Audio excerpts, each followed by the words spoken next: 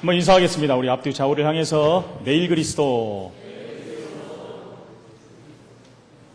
예. 무더위가 요즘에 절정을 이루는 것 같습니다만 건강한 모습으로 이렇게 하나 앞에서 예배드리니 감사하고요. 예배에 성공하는 시간 되기를 축원을 드립니다. 예배 성공한다는 것은 뭡니까? 똑바로 앉아서 드리는 게 예배 성공하는 게 아니고요. 하나님 말씀을 붙잡는 것입니다. 중심을 하나님 앞에 드리고 말씀을 통해서 힘을 얻는 것입니다. 응답을 누리시기를 다시 한번 축원을 드립니다. 오늘 욕망의 바벨탑을 쌓는 사람들이라는 제목으로 하나님 말씀을 우리가 붙들어야 되겠습니다. 하나님께서 아브라함을 부르시기 전에 사실은 있었던 사건입니다. 우리가 복음을 누리면 문제가 일어날 것이 없습니다. 하나님 자녀 복음 가진 언약 잡은 하나님의 자녀들도 복음을 놓치는 순간 문제와 사건 앞에서 어려움을 당할 수밖에 없습니다. 우리가 늘 복음을 누리고 있다면은 여러분 누림 속에 문제가 있고 누림 속에 사건이 있고 누림 속에 어려움이 오는 거기 때문에 그것은 어려움과 문제 사건이 아니요 도리어 큰 응답을 받는 하나님의 축복이라는 것입니다. 이 부분들이 우리가 신앙생활을 통해서 반드시 우리가 확인하고 누려야 되는 것입니다. 인생이 왜 문제가 오는지에 대해서 세상의 어떤 책도 여러분 말하고 있지 않습니다. 왜 문제가 오며 그 문제를 어떻게 해결해야 되는 것인가? 그것에 대해서 어떤 유명한 사람도 해답을 제시하고 있지 않다는 것입니다. 오직 성경에서만 문제의 원인과 문제의 답에 대해서 말하고 있다는 것이죠. 여러분 인생 개인에게 왜 문제가 옵니까? 정말 행복한 인생으로 살아야 되는데 왜 인생에 문제가 오고 어려움을 당하고 고통을 당합니까?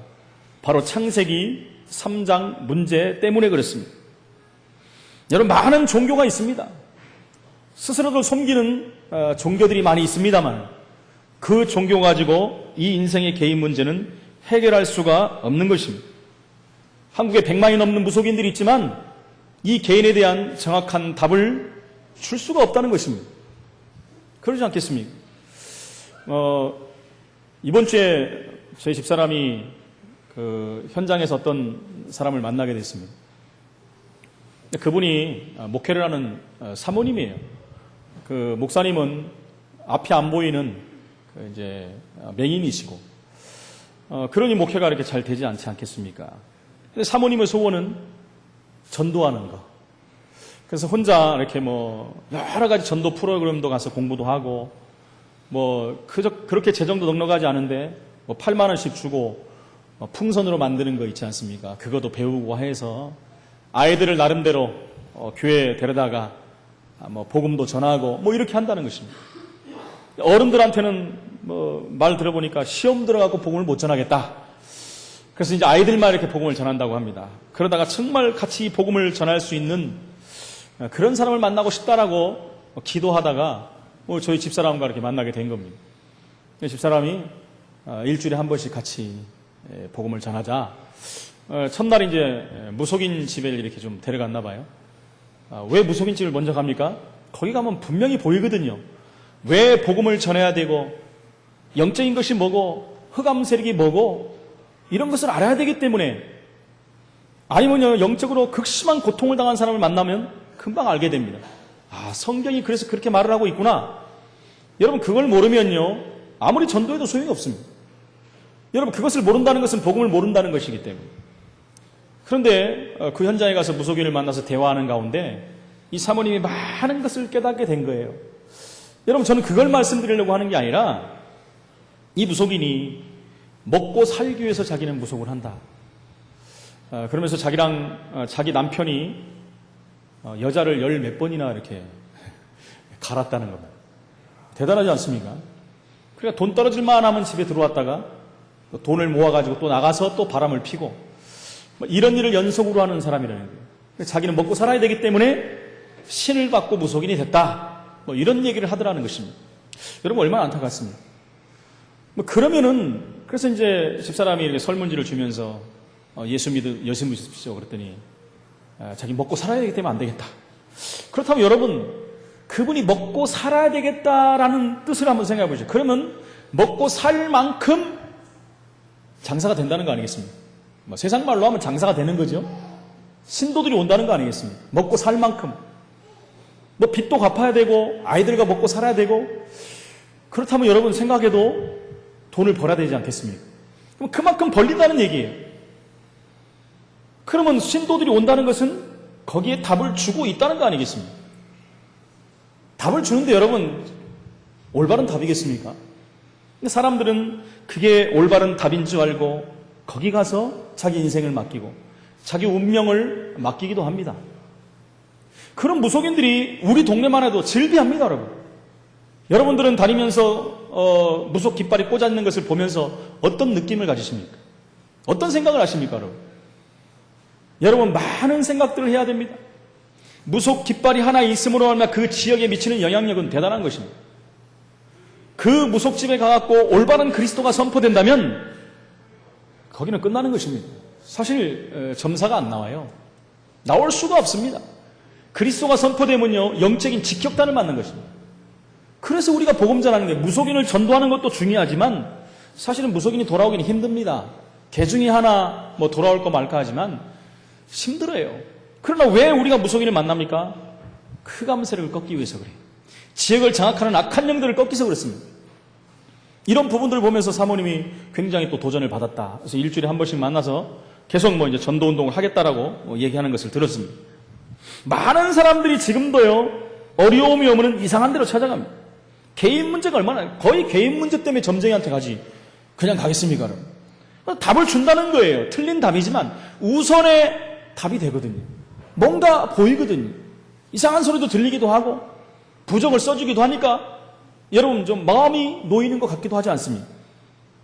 근데 우리 교회에서 뭐 부적을 써줍니까? 뭐 보여줍니까? 뭘 실제적으로 뭐 하는 걸 알게 합니까? 아니지 않습니까? 늘 뭐라 그러죠? 복음이면 단다. 말씀 붙잡아라.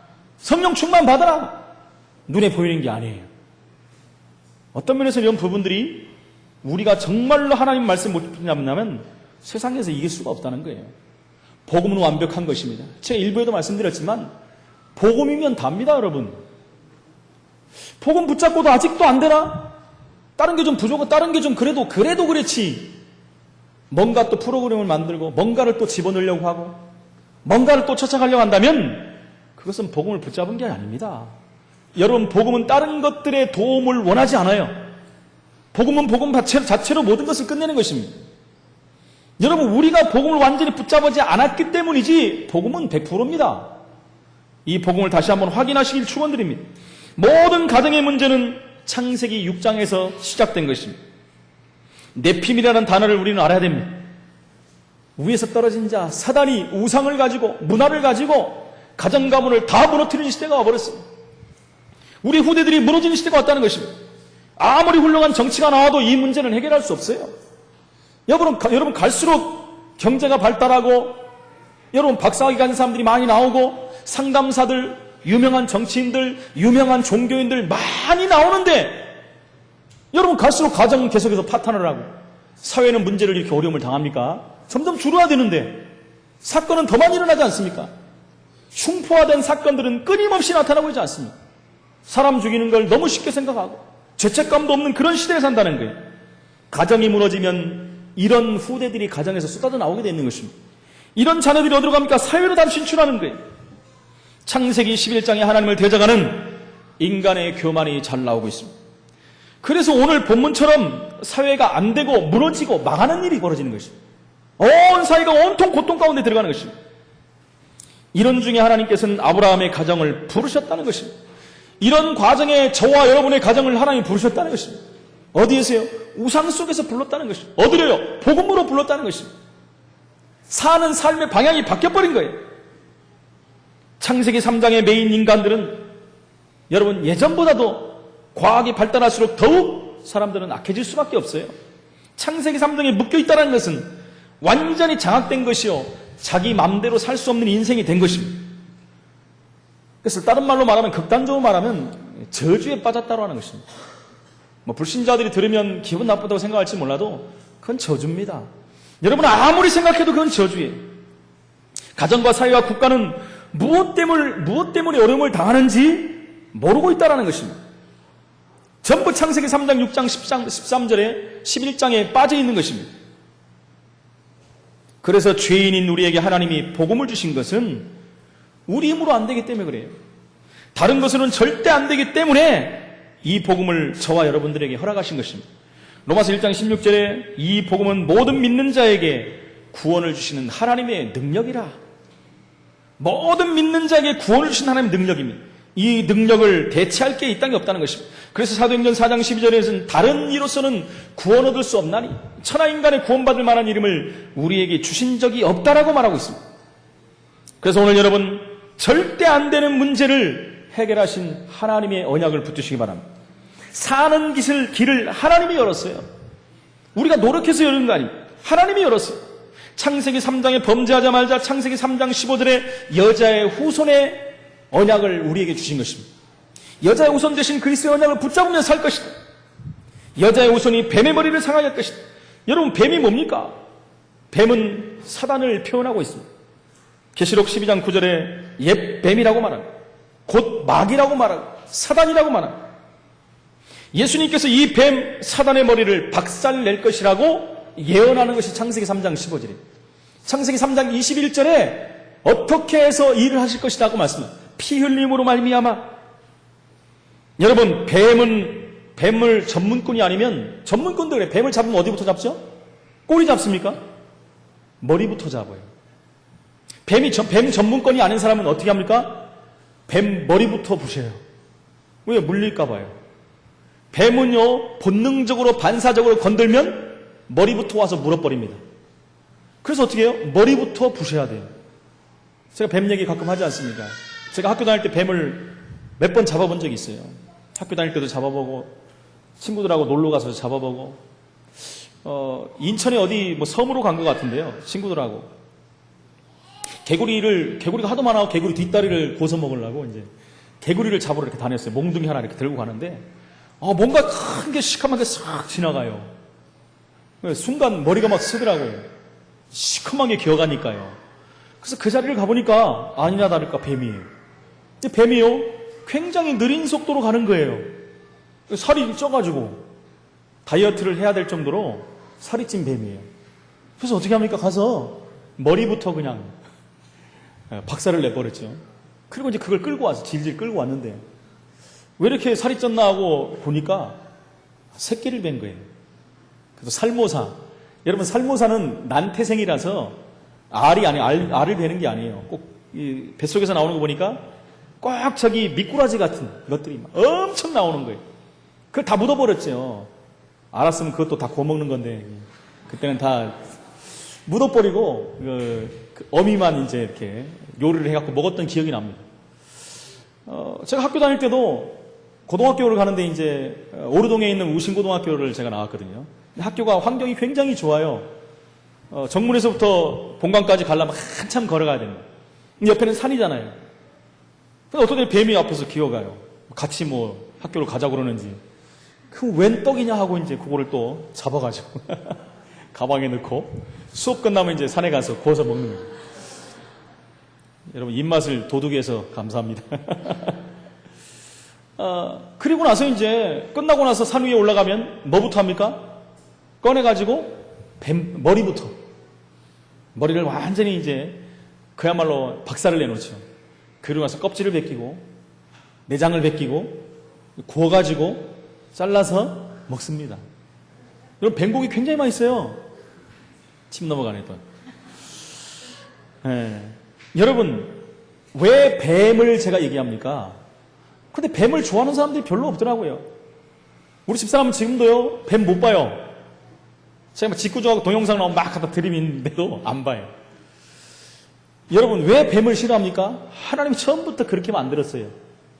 원래는 친했는데 요 뱀을 통해서 사단이 역사하는 바람에 뱀도 저주 가운데 참여했거든요. 원래는 뱀도 걸어다니는 존재인 것 같아요. 저주받고 나서 그때부터 기어다녀라 그랬거든요. 이 뱀의 머리를 상하게 할 것이다. 사단의 머리를 깰 것이다. 여러분 뱀을 보면요 머리에 살모사 같은 거 보면 혹시 아십니까? 왕자가 새겨져 있습니다. 왕자. 사단의 우두머리 이런 표현을 지금 하는 것이에요. 여러분 자세히 한번 보세요. 뱀을 그냥 징그럽다만 보지 마시고 한번 보세요. 혀도 2개가 나와서 왔다 갔다 하고. 두말하잖아요, 사단이. 거짓말 시키고. 한번 보세요. 혀도 좀 꺼내서 좀 보시고. 째려보는 눈도 좀 보시고. 사단이요, 완전히 인간을 교만하게 만들어가지고, 속여가지고, 완전히 무너지게 만드는 거예요. 근데 예수님께서 이 사단의 머리를 깰 것이다. 여러분, 창세기 4장에 보니까 가인이 살인을 하고 불안해했습니다. 사람을 죽이고 불안했어요. 그래서 하나님께 말합니다. 내가 가려는 것마다 사람들이 나를 죽이면 어떻게 할 것이냐. 그랬을 때 예수님이 뭐라고 하십니까? 내가 증표를 주겠다 너에게. 증표를 줘서 누구도 너를 죽이지 못하게 할 것이다. 그러면서요, 그건 무슨 말입니까? 예수 그리스도를 예표하는 것입니다. 예수님은요, 우리 인생의 모든 문제 해답이십니다. 죄를 지은 자나 안 지은 자나, 고통을 당하는 자나 안 당하는 자나, 모든 자들에게 답이 되시는 분이에요. 가인은 살인자인데 그에게도 하나님은 살 길을 주셨다는 거예요. 바로 산돌 되시는 예수 그리스도를 예표하는 것이 그 증표를 말하고 있는 것입니다. 가인이 살인한 후에 하나님은 즉각 그에게 살 길을 주신 것입니다. 여러분, 어려움을 당해도 괜찮습니다. 문제가 돼도 괜찮습니다. 언제나 그리스도는 우리의 그리스도요, 우리의 답이 되십니다. 그 그리스도를 언약으로 붙잡아야 된다. 창세기 6장 14절에 지난주에 우리가 은혜 받은 말씀입니다. 방주라는 것은 뭡니까? 복음입니다. 방주는요, 그리스도를 예표하는 것입니다. 방주에 들어온 사람은 어떤 조건이 있어도 괜찮습니다. 살인자가 들어와도 괜찮고, 도둑질한 자가 들어와도 괜찮고요, 거짓말쟁이가 들어와도 괜찮고요, 인생을 자기 마음대로 살다가 온 사람도 괜찮습니다. 일단 들어오면 사는 거예요. 조건이나 신분이나 괜찮습니다. 이유가 없어요. 그러면서 안팎을 발라, 역청을 발라 죽음의 물결이 들어오지 못하게 만들라 그랬어요. 하나님 말씀으로 바르라는 것입니다. 여러분, 예수 그리스도 안에 있으면 괜찮습니다. 그렇죠. 그리스도 안에 있으면 내가 좀 부족하고 연약해도 괜찮아요. 예수 안에 있으면 좀 없어도 괜찮습니다. 그리스도 안에 있다는 것은 다 문제가 끝난 것입니다. 세상 물결하고는 끝났어요. 이 복음의 놀라운 축복을 누리시기를 축원을 드립니다. 사도행전 4장 12절에 그래서 예수 이름 외에는 천하 인간의 구원받을 만한 이름이 없었다. 여러분, 그 당시에 홍수가 났을 때 그 방주 말고는 천하 어떤 것에도 방주가 없어요. 방주 밖에는 무조건 죽음입니다. 방주 안에만 들어와야 돼요. 산꼭대기 올라간다고요? 천만의 말씀. 산꼭대기까지 다 잠시겠습니다. 수영을 잘한다고요? 24시 하루 종일 수영할 겁니까? 잠수를 잘한다고요? 숨 안 쉴 겁니까? 밖에 있으면 안 돼요. 방주 안에 들어와야 돼요. 아무리 똑똑해도, 아무리 돈이 많아도, 뭐 수조 원이 있어도 그 방주를 살 수가 없어요. 들어와야 되는 거예요. 다른 방법이 없어요. 그래서 로마서 10장 13절에는 누구든지 주의 이름을 부르는 자는 구원을 얻으리라. 방법이 없어요. 예수 이름 아니고는 살 길이 없다라는 것입니다. 누구든지 그리스도 안에 있는 자는 새로운 피조물입니다. 이전 것은 지나갔으니 새 것이 되었다라고 말씀합니다. 어째서 하나님이 논리에 맞지 않도록 예수 믿으면 구원받는다고 했어요. 여러분, 이것은 논리하고는 전혀 안 맞아요. 인간이 하나님의 말씀을 거역하고 교만해서 사단의 말을 듣고 죄를 범했는데, 여러분 어떻게 예수 믿으면 구원받는다고 합니까? 인간이 생각하기엔 그건 말이 안 되는 말이에요. 그러니까 인간 생각, 지식, 세상의 경험, 그 모든 것까지는 구원을 받을 수가 없어요, 여러분. 말이 안 되지 않습니까? 정상적인 것이 아니기 때문에 논리에 안 맞아요. 예수 믿으면 구원받는다. 왜 예수를 믿어야 되느냐?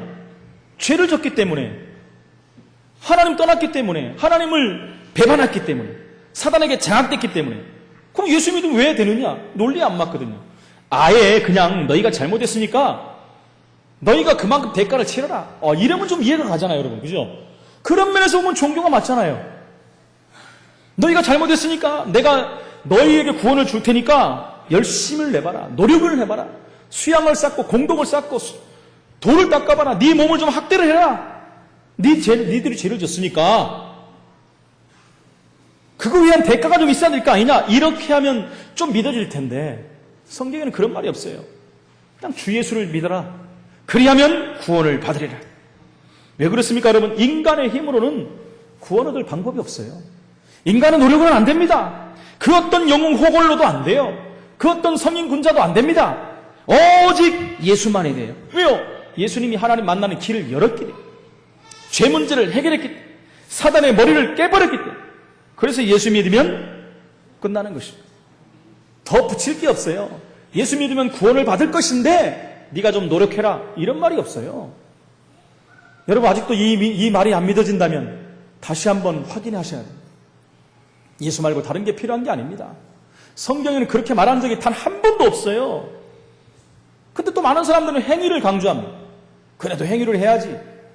여러분, 행위는 복음받은, 구원받은 사람을 통해서 자연히 나타나는 거예요. 하나님 자녀라면 바뀌게 돼 있는 거예요. 구원받은 사람은 바뀌게 돼 있어요. 내 안에 그리스도께서 계시다면 나의 삶을 인도하십니다. 성령이 세밀히 인도하시기 때문에 내 삶이 바뀌게 되어 있어요. 새로운 피조물이라고 하지 않습니까? 옛날 같은 삶을 살지 않게 되어 있는 것입니다. 세상 습관에, 악성에, 악한 성질에 빠져 있지 않고 변하게 되어 있다는 것입니다. 예수 믿으면 되는 거예요. 다른 거 필요 없습니다. 필요 없다니까 또 무슨 윤리, 규범, 도덕 다 범하라는 얘기도 아닙니다. 그것은 당연히 따라오는 것이죠. 당연히 해야 될 것이고요. 예수 믿으면 다 끝난 줄 믿습니다. 인간은 근본적으로 멸망받을 수밖에 없습니다, 여러분. 로마서 6장 23절에 보니까 죄의 삭은 사망이라고 그랬어요. 방법이 없어요. 하나님이 분명히 말씀했어요. 이것을 따먹는 날에 너희가 반드시 죽으리라. 옛날 성경에 정령 죽으리라. 살 방법이 없다라고 그랬어요. 그러나 하나님의 사랑과 은혜로 확실한 구원의 문을 여는 것입니다. 하나님의 사랑, 하나님이 세상을 이처럼 사랑하사 독생자를 주신 것입니다. 그 은혜로 말미암아, 에베소 2장 8절에 은혜에 의하여 믿음으로 말미암아 구원을 얻었다 그랬어요. 구원의 문을 하나님 편에서 여신 것입니다. 그래서 요한복음 10장 7절에 보니까 나는 양의 문이다 그랬어요. 양의 문이라 그랬어요. 9절에 보니까 내가 문이니 누구든지 나로 말미암아 들어가면 구원을 받고 나오면 꼴을 얻으리라. 양의 문으로 들어가는 거예요. 그래서 요한복음 10장 10절에 보니까 도적이 오는 것은 도적질하고 죽이고 멸망시키려는 것입니다. 여러분, 도둑은요 절대로 정문으로 안 들어옵니다. 담 넘어 들어오지. 아니면요 문을 부셔갖고 들어오지. 불법으로 따갖고 들어오지.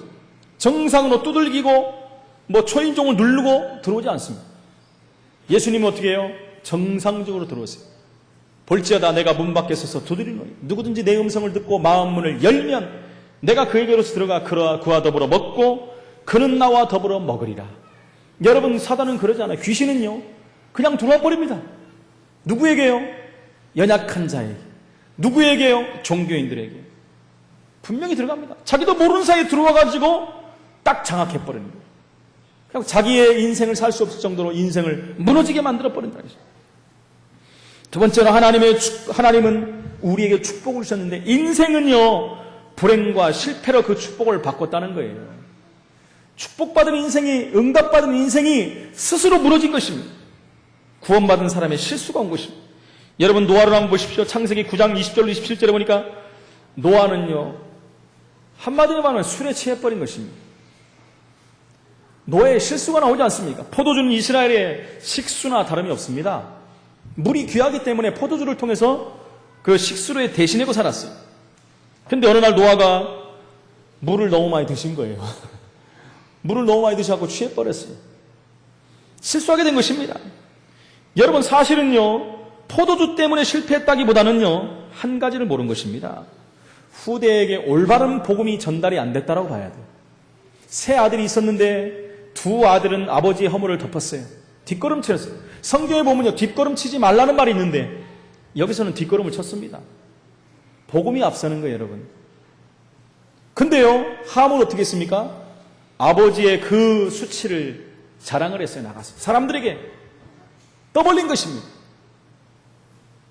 지금 노아는요 그 시대의 왕 중에 왕이나 마찬가지예요. 최고의 언약의 사람입니다. 영적인 최고의 자리에 있는 사람이에요. 아버지가 놀림감이 된 거예요. 우리가 잘 알다시피 함은 어느 정도 저주를 받았습니까? 바로 종들의 종이 될지니 알았어요. 그냥 일반 사람의 종이 아니라 종들이 있지 않습니까? 종들의 그 종을 섬기는 종이 될지라. 보통 심각한 저주가 아니죠. 언약을 놓쳐버리면 이렇게 되는 것입니다. 누가 언약을 놓친 것입니까? 아버지가 언약을 놓치니까 자녀들도 언약을 놓친 거예요. 그래서 이 저주 가운데 참여하는 일들이 벌어지는 것을 우리는 볼 수가 있는 것입니다. 하나님의 은혜를 받고도 제대로 이 복음을 전달하지 못하면 후대가 와서 실패의 문제가 오는 것입니다. 그래서 우리는 섞이지 않은 원색복음을 우리 후대들에게 전달해야 되는 거예요. 언약의 바톤을 정확히 전달해야 됩니다. 그 바톤을 떨어뜨리면요, 결국 문제가 올 수밖에 없는 것입니다. 여러분, 지금까지 교회사에서도 실수가 바로 이 부분입니다. 올바른 복음이 전달되는데 실패해버린 거예요. 그 시대 복음운동이 일어나고 개혁운동이 일어나고 정말 엄청난 일들이 벌어졌는데 이 복음이 후대들에게 그 다음 때로 전달이 안 되기 때문에 결국 큰 문제가 올 수밖에 없는 것입니다. 초대교회가 로마까지 어떻게 전도하면 된다는 기록을 남기지를 못했어요. 이런 분은 여러분, 그들이 초대교회에서 로마까지 가는 사이에 그 복음운동이 얼마나 엄청나게 일어났습니까? 그들이 생을 걸고 삶을 들여서 놀라운 구원의 역사가 일어나지 않습니까? 이 부분들에 대한 기록이 없어져 버린 것입니다. 성경 외에는 없어요. 그러니까 올바른 복음이 후대들에게 전달되지 못한 것입니다. 그러니까 결국은요, 중세시대에 또 복음이 끊겨져 버린 것입니다. 복음이 끊겨지다가 또 결국은 개혁자들을 통해서 종교가 개혁이 되고 복음이 회복돼서 하나님을 기쁘시게 하는 일들이 또 벌어졌습니다. 그러나 얼마 못 가지 않아서 또 역시 이 복음이 후대들에게 전달되지 않으니까 복음이 또 무너져 버린 것입니다. 역사는 그 반복입니다. 여러분, 그런 전철을 우리가 밟지 말아야 됩니다. 올바른 복음을 우리가 누린다면 올바른 복음을 마땅히 후대들에게 전달되는 것이 우리의 사명이에요. 그것이 우리가 살아있는 이유가 된다는 것입니다. 그래서 여러분, 사명 있는 자는 죽지도 않아요. 사명이 끝나가야 데려가는 것입니다. 사명이 끝나가니까 하나님은 노아를 데려가셨어요. 사명이 끝나지 않으면 하나님은 안 데려가십니다, 여러분. 사명이 있는 자는 하나님이 끝까지 지키시고 책임지시는 것입니다. 노아가 이 부분을 모르니까 실패하는 그런 일들이 벌어진 것입니다. 여러분, 그래서 그 다음에 온 것이 바로 바벨탑 사건입니다. 여러분, 올바른 복음이 전달됐다면 바벨탑 사건이 올 수가 없어요. 노아가 중요한 것을 놓치니까 그 후손들이 드디어 사고를 치게 된 것입니다. 노아의 후손들 아닙니까? 사고를 쳐버렸어요. 불신운동이 일어난 것입니다. 그것이 바로 바벨탑, 욕망의 바벨탑을 쌓는 사건이 된 것입니다. 홍수 심판에서 구원받은 노아의 후손들이 동방으로 옮겨가서 신할 평지에서 바로 하나님을 대적하는 일들이 벌어진 것입니다. 그곳에 높은 성을 쌓았고 자신들의 이름을 나타내려는 그야말로 악한 계획을 세운 것입니다. 하나님을 대적할 수 있습니까, 여러분? 하나님같이 높아질 수 있습니까, 여러분? 하나 되는 것을 싫어하는 흑암 존재에게 걸려버린 거예요. 여러분, 복음으로 하나 되는 것을 싫어합니다, 사단은. 잘못된 하나됨을 사단은 좋아해요. 그래서 어떤 일이에요? 욕망으로 바벨탑을 쌓는 것에는 전부 하나가 됐어요. 복음으로 하나 되는 것은 사단이 막아버린 것입니다. 여러분, 온전한 복음이 그들에게 뿌리를 못 내니까 하나가 될 수가 없는 거예요. 그 대신 사단이 그의 마음과 생각을 장악하니까 이제는 욕망으로 하나가 돼서 하나님을 대적하는 자들이 됐다. 11장 3절에 보니까 모든 것이 번성하기 시작해요. 문화가 문명이 발달하니 벽돌 굽는 기술이 발달한 것입니다. 역청을 사용했어요. 성읍과 탑을 건설하는 기술이 생겼습니다. 이 정도의 기술을 가지니까 자기들이 잘나서 된다고 생각해요. 그래서 우리가 이제는 우리 이름을 내자. 어떻게 갖고요? 이름을 내는 방법은 높은 성을 쌓자. 왜요? 자기들이 할 수 있는 기술이 그거기 때문에. 성을 쌓는 것이 자기의 기술이기 때문에 그러면 그렇게 높이 쌓아갖고 한번 우리 이름을 내보자. 많은 사람이 우리 단체 이름을 내보자. 우리 교단의 이름을 내보자. 우리 교회 이름을 한번 내보자. 내 이름을 내보자. 명성을 쌓아보자. 사람들 그렇지 않습니까, 여러분? 이름과 명예와 명성과 권위, 자리와 돈, 지식과 배경, 이런 것을 여러분 내놓으려고 합니다. 그것을 쌓는 거예요. 그것은 따라오는 것이 여러분, 그것이 목적이 되어버리는 거예요. 복음 가진 사람들이 언약 안에 있다면 하나님은 이런 것을 우리에게 허락하십니다. 복음 때문에 자연스럽게 주는데 사람들은 거꾸로 되는 거예요. 어떻게 해요? 그것이 삶의 목적이 돼요. 하나님보다 높은 자리에 서버리는 것입니다. 한마디로 그것을 말하면 부귀영화라고 하지 않습니까? 그것이 삶의 목적과 이유가 된다는 것입니다. 그래서 11장 4절에 우리가 흩어짐을 면하자, 하나 되자고 외쳤습니다. 여러분, 하나 되는 것이 나쁜 게 아닌데 다른 것으로 하나가 되니까 문제가 되는 거예요. 흩어짐을 면하자. 하나님은 그들을 흩은다는 말을 한 적이 없어요. 뭐라고 그러냐면 번성하라 그랬어요. 생육하고 번성하라. 땅 위에 전부 충만하라 그랬어요. 복음 가진 자들이 충만하고 번성해야 돼. 모든 현장을 살리는 게 하나님의 계획인데 그 흩어짐을 면하자. 하나님 말씀과 정반대로 가고 있는 것입니다. 그러면서 그 탑 꼭대기를 하늘에 닿게 하는, 여러분 그 시대에 아무리 기술이 발달한 탑을 꼭대기에 닿게 하겠습니까? 지금 그렇게 쌓는 기술이 발달해도 하늘 꼭대기에 달 수 있습니까? 달 수가 없지 않습니까? 두바이에 있는 것이 지금 최고 높다고 하는데 하늘 끝에 달 수 있습니까? 달 수가 없어요. 하나님께 달 수가 있습니까?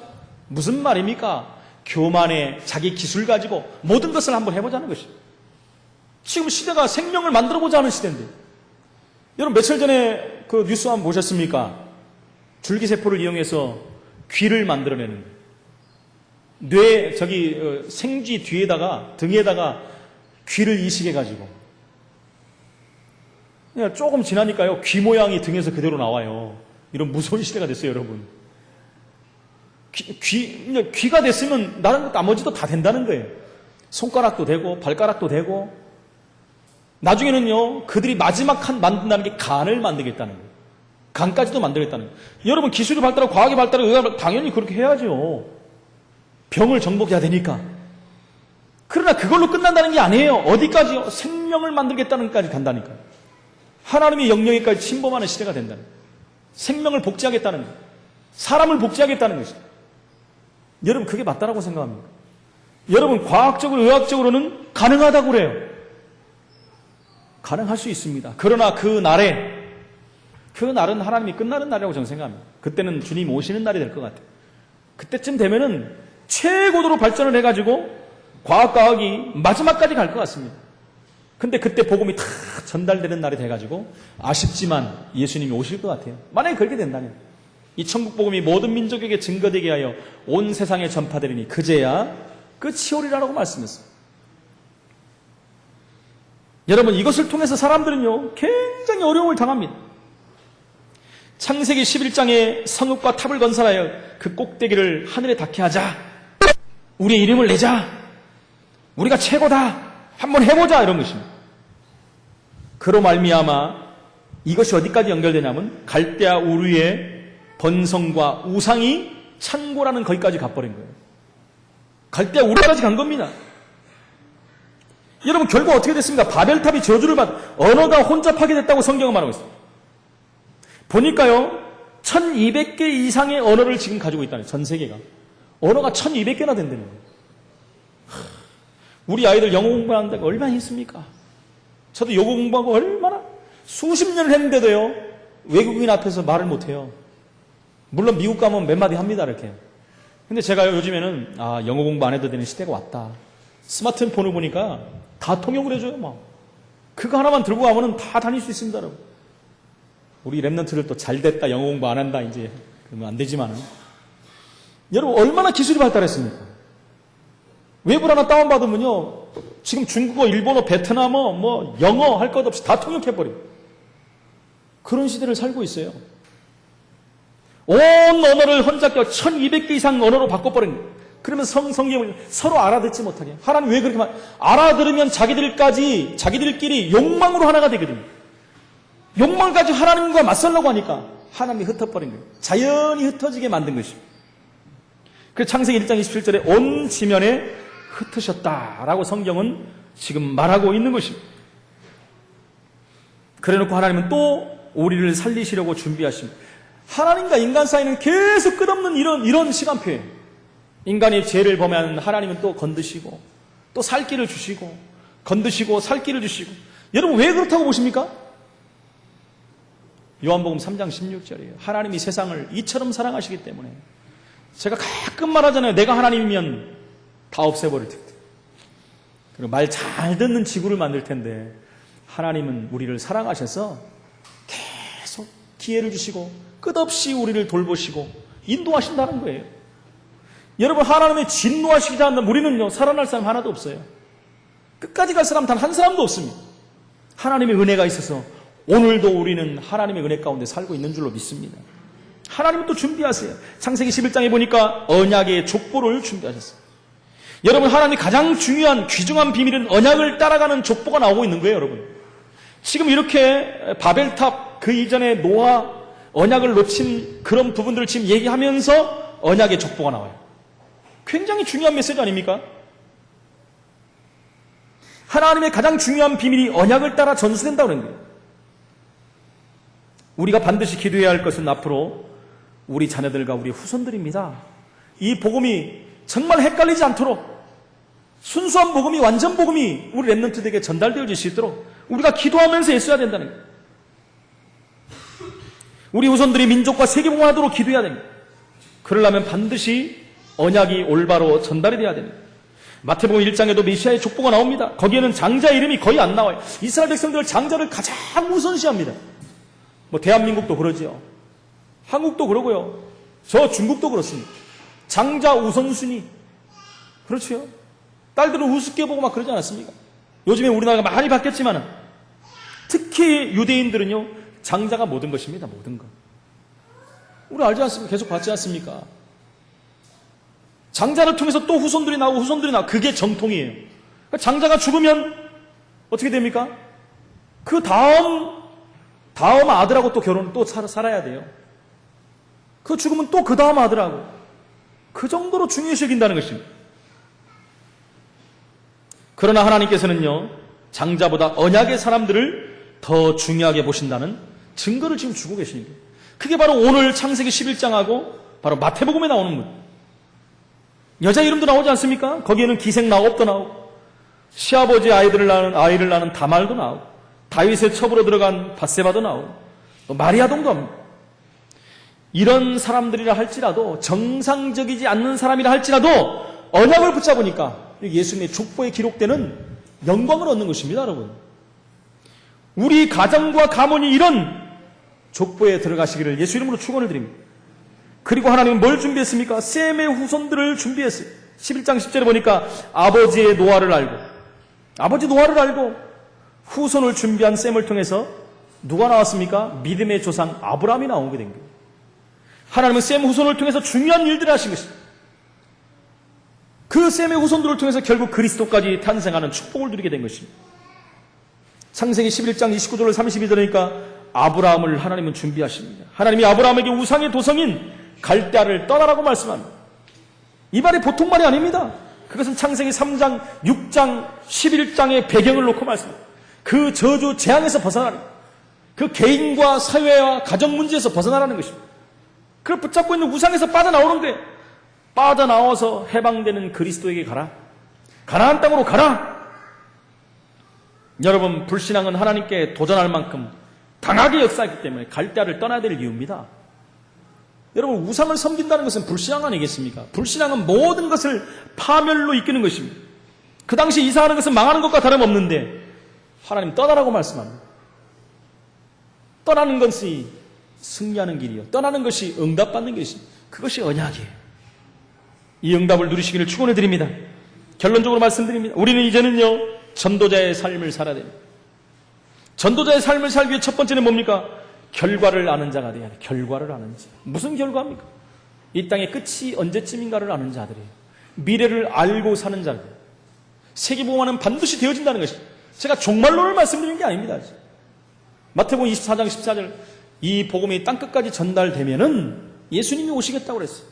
그날이 끝입니다, 여러분. 아무리 과학과 의학이 발달해도 끝을 막을 수는 없습니다. 개인의 종말도 막을 수가 없습니다. 시대 종말도 막을 수가 없는 것입니다. 지구의 종말도 막을 수가 없어요. 예수님이 오시면 이 땅은 끝나는 것입니다. 그 결과를 알고 우리는 오늘을 살아야 돼요. 그럼 우리는 무엇을 하며 살아야 되겠습니까? 결론을 내야 돼요. 오직 예수만이 그리스도라는 사실. 그렇지요? 결론을 알아야 돼요. 그 그리스도가 전달돼야 된다는 거. 결론은 그리스도예요. 그리스도 말고 여러분 다른 거 붙잡은 거 있습니까? 내려놓으시기 바랍니다. 이걸 알았다면 우리는 결단을 해야 돼요. 날마다 결단하는 삶을 살면 뭘 결단해야 되겠습니까? 사모늘의 삶을 결단해야 돼요. 나에게 주신 말씀을 늘 붙잡아야 됩니다. 여러분, 오늘 이 시간에 지금 2부 예배를 드리고 있는데 여러분 메시지가 다 끝나가는데 어떤 말씀을 붙잡았습니까? 그냥 여러분 한 시간 앉아있다 가시렵니까? 내게 주신 말씀을 붙잡아야 돼요. 이 시간에 나에게 성취된 말씀을 붙잡아야 돼요. 내가 현장 가서 붙잡고 기도할 말씀을 붙잡아야 돼요. 하나님의 말씀은 반드시 성취되게 되어 있어요. 은혜 받고 그냥 끝나버리면 안 됩니다, 여러분. 그 말씀이 현장으로 전달돼야 돼요. 그것을 결단하시기 바랍니다. 내가 붙잡고 기도하는 것이 그걸 붙잡고 그냥 허공을 치는 기도가 아니라 하나님의 언약을 붙잡고 하는 기도, 하나님의 약속이 있는 기도, 강단해 주셨는 말씀을 붙잡고 하는 기도, 이것을 붙잡고 기도하는 것입니다. 이 말씀을 붙잡고 현장에서 기도한다는 것은 전도자의 삶을 사는 것입니다. 그것이 바로 전도의 인생이에요. 그것이 바로 생명을 살리는 일입니다. 그것이 바로 세상을 살리는 길이에요. 이것이 하나님이 원하시는 길이라는 것입니다. 그렇게 될 때 복음으로 우리의 삶은 각인화되는 거예요. 그럼 우리 모든 것을 승리할 수가 있는 것입니다. 그러면서 본론 인생을 사시기 바랍니다. 서론 인생에 매이지 마시고 본론 인생을 살아야 돼요. 서론 인생은 뭡니까? 여러분, 육신적인 삶을 사는 게 서론 인생이에요. 의식주를 쫓는 삶, 육신적인 것을 사는 삶, 세상적인 것을 붙드는 삶이, 그것이 여러분 서론적인 삶이에요. 우리는 결론을 알고 있기 때문에 본론 인생을 살아야 돼요. 본론 인생이 뭡니까? 오직 예수 그리스도로 사는 삶. 전도자의 삶을 살립니다. 여러분, 오늘 여러분들에게 숙제를 하나 내드리겠습니다. 전도자의 삶을 사는 시작. 말씀을 붙잡는 것이 첫 번째겠죠. 그럼 실제적으로 우리가 전도를 해야 되는데 어떻게 해야 되겠습니까? 여러분, 지금부터 우리 마음에 하신 분들 다 있겠지만 태신자를 품으시기 바랍니다. 굉장히 중요한 부분이에요. 태신자를 어떻게, 우리 가정 속에 한 명, 안 믿는 사람이면 다 잡아야 되겠죠. 일가 친척 중에 태신자를 선별하고 이름을 잡으시기 바랍니다. 그리고 우리의 직장에서 한 사람, 그리고 우리의 지역에서 한 사람, 여러분 3명을 태신자로 삼으시기 바랍니다. 다음 주에 제가 숙제 검사를 하겠습니다.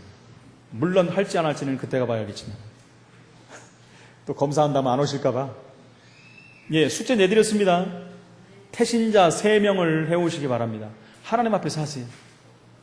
그리고 우리가 기도를 시작하기 바랍니다. 그들에게 막 가서 복음 전하는 얘기가 아니에요. 우리의 가슴에 그들이 있느냐 없느냐에 따라서 기도가 틀려져요, 여러분. 그래서 하라는 거예요. 영혼을 내 품속에 품고 기도한다면 되어집니다. 여러분, 제가 한 1년 전에 만났던 분인데 이분이 예수님을 영접을 했어요. 그래서 거기서 말씀 운동을 하고 우리 교회를 모시고 올라왔는데 안 나와요. 아직도 서먹서먹하다. 말씀 운동하기 싫다. 그러면 이분이 예수님 영접했는지 안 했는지는 모르겠어요, 제가. 근데요, 그분을 제가 하루도 빼놓지 않고 지금까지 기도했어요. 근데 며칠 전에 연락이 왔어요.